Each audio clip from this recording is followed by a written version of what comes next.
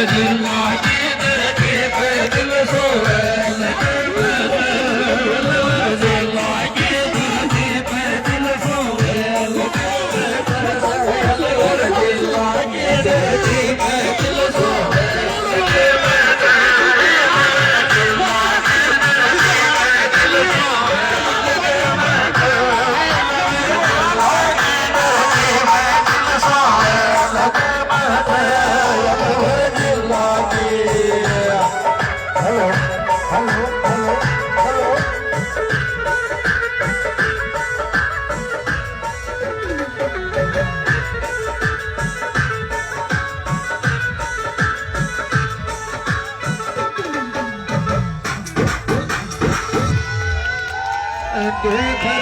खुशे गो में तो थारो फैन मेरे सटे में दिल खुशे गो में तो थारो फैन मेरे सटो में दिल खुशे गो में तो थारो फैन मेरे सटो में दिल खुशे गो में तो थारो फैन मेरे सटो में दिल खुशे गो में तो थारो फैन मेरे सटो में दिल खुशे गो में तो थारो फैन मेरे सटो में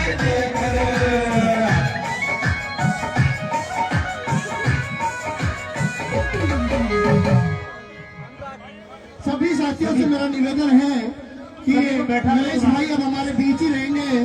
आपसे निवेदन है आप बैठ जाएं और मंच पर अनावश्यक भीड़ ना करें। और सभी साथियों से मेरा बार बार निवेदन है कि आप नरेश भाई के सम्मान के लिए आए हैं, उनका प्यार आपके ऊपर है और आपका प्यार उनके ऊपर हमेशा है।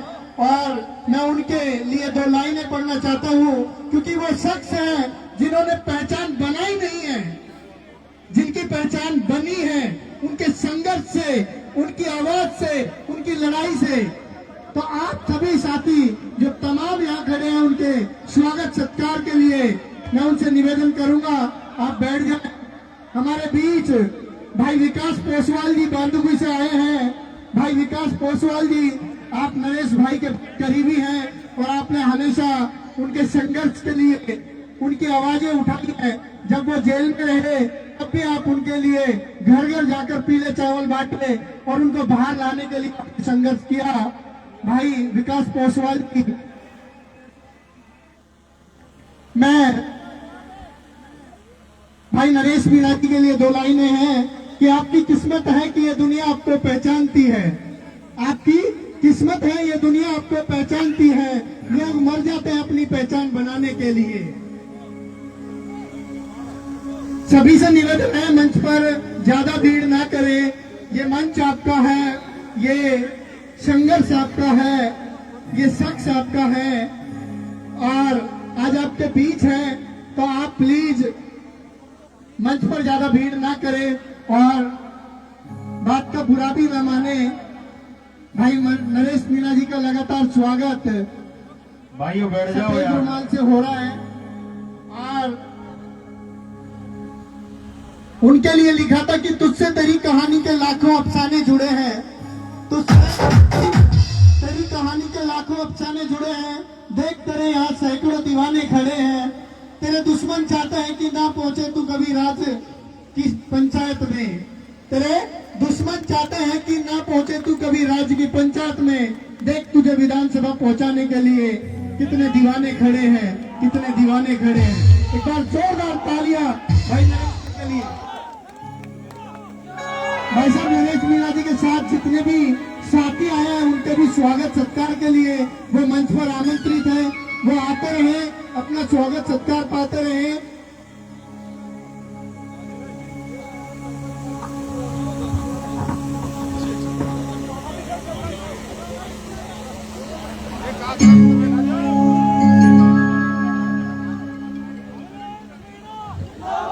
ये मंच पर जो खड़े हैं मेरे भाइयों से निवेदन है, नरेश जी आपके बीच में, आप जो इर्द गिर्द खड़े हैं, अभिषेक जी सरपंच सभी साहब, बैठ जाओ।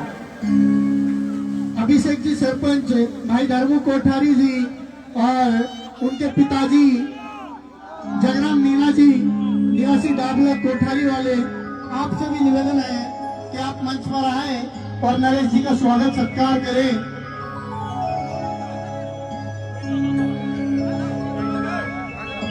ये आईने तुझे क्या देंगे तेरी खबर, ये आईने तुझे क्या देंगे तेरी खबर। और देख ये सैकड़ों आंखें बता रही है कि तू कितना हसीन है, तू कितना हसीन है। जोरदार तालियां भाई नरेश मीणा जी के स्वागत सत्कार के लिए।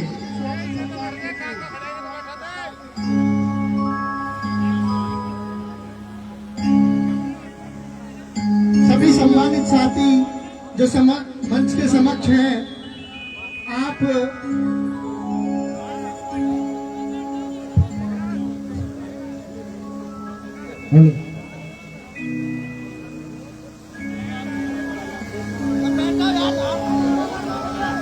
राम राम साहब।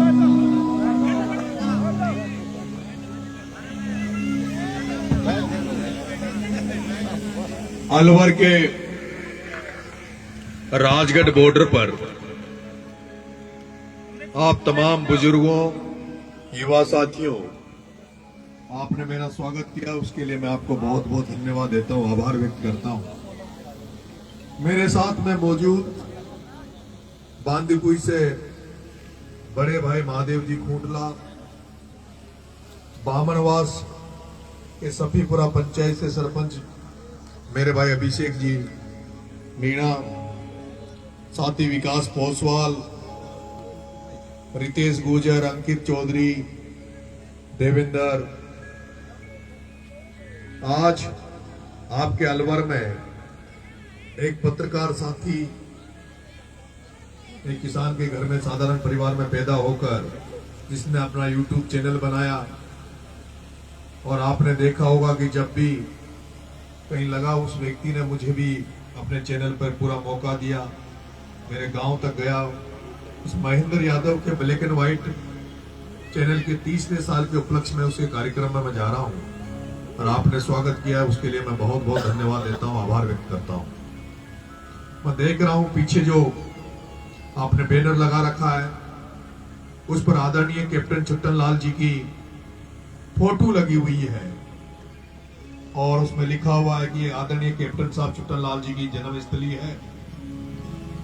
वैसे तो ये दुख होता, दुर्भाग्य है कि कैप्टन साहब को जो आदर, सम्मान, सत्कार जो उन्होंने हमें दिया है, इसमें मीणा समाज को दिया है, मुझे लगता है मीणा समाज ने आदरणीय कैप्टन साहब को उसके एवज में कुछ नहीं दिया, ना कुछ विशेष सम्मान दिया जितना उनका सम्मान मीणा समाज को होना चाहिए, समाज को देना चाहिए।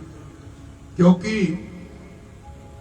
आज मीणा समाज अगर कहीं कुछ है तो उसमें सबसे बड़ा योगदान आरक्षण का है।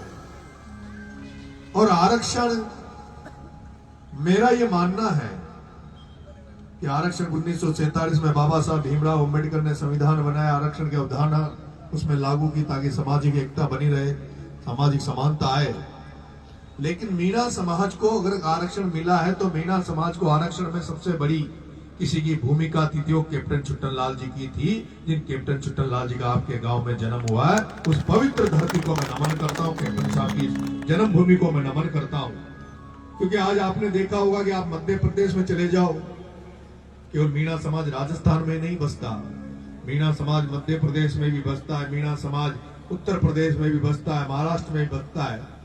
लेकिन राजस्थान के मीणा समाज के अलावा कहीं भी मीणा समाज को एसटी में आरक्षण नहीं है। और विशेष रूप से मध्य प्रदेश में तो इस बात की बहुत लंबे समय से वहां के आदिवासी मीणा समाज मांग उठाते हैं कि जब राजस्थान के मीणा समाज को आरक्षण है तो मध्य प्रदेश में भी मीणा समाज को आरक्षण होना चाहिए। लेकिन वहां उस तरह से नहीं मिल पा रहा, और ये राजस्थान में जो हमें आरक्षण मिला वो कैप्टन साहब छुट्टन लाल जी की देन है, कैप्टन साहब की देन है कि हमें आरक्षण मिला, जिसकी वजह से पूरे राजस्थान के मीणा समाज संपन्न हुआ, सक्षम हुआ।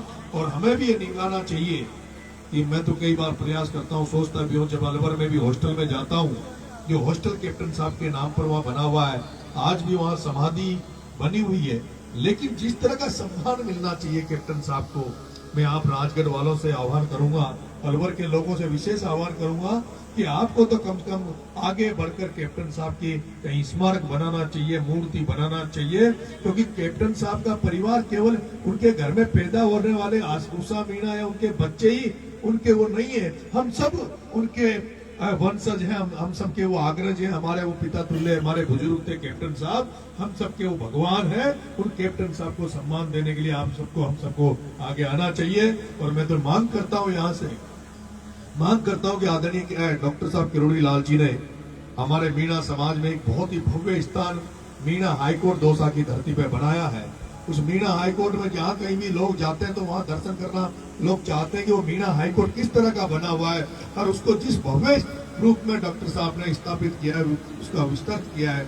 मैं चाहूंगा कि डॉक्टर साहब वहाँ की कैप्टन साहब की अगर मूर्ति लगाए तो वो एक सौभाग्य होगा, समाज भी देखेगा कि भाई किरोड़ी लाल जी ने उस कैप्टन साहब छुट्टन लाल जी की मूर्ति लगाई और उनकी पीढ़ी को आगे बढ़ाया। अगर हम कैप्टन साहब का सम्मान करेंगे तो आने वाले लोग हमारा भी सम्मान करेंगे, क्योंकि ये सम्मान देने से सम्मान मिलता है। इसलिए आप सबको बहुत बहुत धन्यवाद। राम राम साहब, पिछली बार राजगढ़ आया था तो अभी भी लोगों में बीच में चर्चा चल जाती है कि भाई साहब राजगढ़ आ जाओ चुनाव लड़ने, तो अभी मैं 2-3 जगह उधर चुनाव लड़ लिया। अभी मैं प्रयास करूंगा, लेकिन मुझे भरोसा कि कभी मुझे अगर ये लग जाएगा कि राजनीति मेरी हत्या हो चुकी है, मुझे राजनीति में कोई जगह नहीं मिल रही और मुझे लगता है कि अब राजनीति में कहीं कुछ मिलेगा नहीं, तो फिर आप लोगों के बीच में आ जाऊंगा झोले फैलाने कि भाई राजगढ़ वालों तुम ही मुझे बना दो,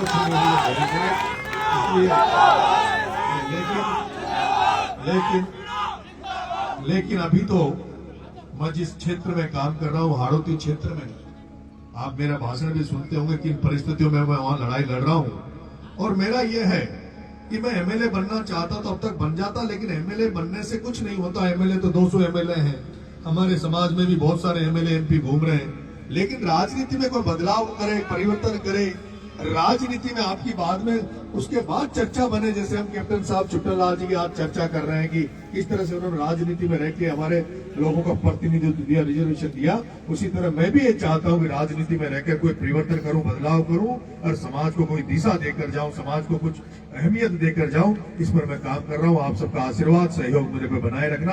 बहुत बहुत धन्यवाद साहब। राम राम साहब।